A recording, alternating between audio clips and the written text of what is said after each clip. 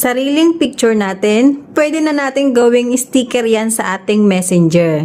Yes, tama yung narinig mo.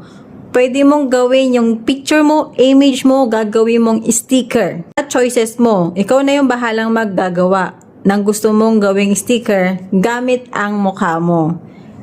Gusto mo bang malaman kung paano ito? Sa mga hindi alam kung paano at sa mga interesado kung paano nga ba yung gagawin, ituturo ko po sa inyo. Panoorin nyo po ito hanggang huli, yung step by step kung paano ko ginawa yung ganyang sticker. So, ayan. Ganyan yung gagawin natin. Paano ba? Sundan mo lang to. So, syempre, pupunta ka dyan sa ating messenger ay nahanap ka ng kachat mo dyan.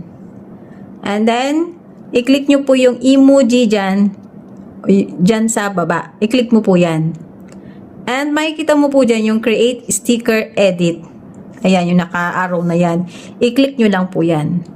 And then, nandyan ka na. Pipili ka lang ng image na gusto mong gawing sticker. So, bale, kung gusto mo iba't ibang itsura, pwede ka mag-picture muna para kapag ka nagpunta ka na dyan sa messenger, meron ka nang gagawing sticker. So, ayan, pili lang tayo. Katulad yan sa akin. Ayan yung napili ko. Pag nakapili ka na, may tatlo kang pagpipilian dyan. Original, outline, or yung full. So, ang pili lang po natin yung outline. Bali lang sa'yo na yan kung ano yung pipiliin mo. So, i-click lang po natin yan. And then, ayan, may tatlo dyan sa gilid na makikita mong nakalagay. Yung magsusulat ka, o yung maglalagay ka ng letter, or yung emoji.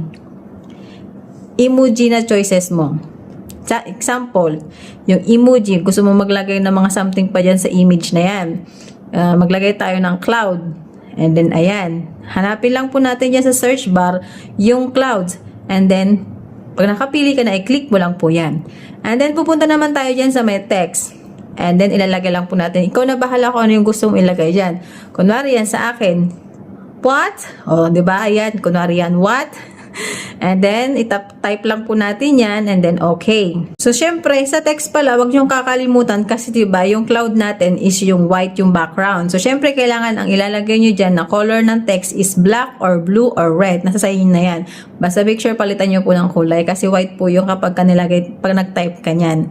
And then, pag okay ka na dyan, satisfied ka na dyan sa ginawa mong image, i-click mo lang po yung save. And then, automatic, masisave na po yung mga, yung sticker na ginawa mo gamit ang image mo. So, ayan, sana po nasundan po itong video na to, yung tutorial na ito. Gawin mo na para may bago ka ng sticker na nasisend sa iyong family, sa iyong love life. Wala ka na kung para kanino mo isisend yung sticker na yan. So, pwede ka na gumawa ng sarili mo, iba't ibang itsura na image mo para at least nandyan yung mukha mo sa combo ninyong dalawa. Diba? Ang saya-saya. May bago na naman tayong natutunan ngayong araw. So, sana po ito ay nasundan nyo ng maayos. Huwag pong kalimutan pa lang mag-like, follow, and share po sa aking video. Siyempre, pag nag-follow ka, marami kang mga bagong malalaman dito sa aking bahay. So, diba? Ang galing, no? Pwede mo nang gawing sticker yung mukha mo. Diba? Kahit pa pang, what? Ganon, diba? So, ayan, ulit. Maraming salamat sa panonood. Sa mga laging nagsusubaybay sa aking mga video, tutorial, mga kalokohan, mga kaek-ekan, mga memes. Maraming salamat sa panonood. See you again sa aking next video. Bye-bye!